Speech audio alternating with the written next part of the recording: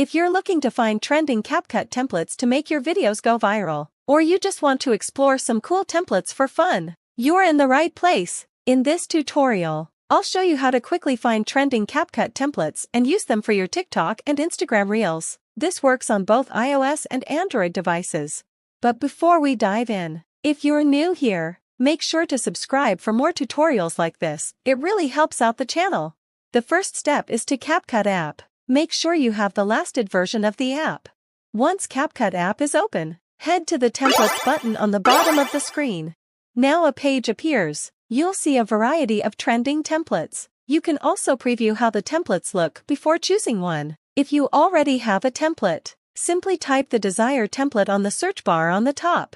When you find a template you like, simply click the Use Template button. Now, you'll be prompted to select the photos or videos from your gallery that you want to use with the template. After making your selection, click the Preview button and wait a few seconds while CapCut creates your video. And that's it. Now you know how to find and use CapCut templates for your TikTok and Instagram Reels. If you find this video helpful, leave a comment below and don't forget to like and subscribe for my channel. Thanks for watching, and I'll see you in the next video.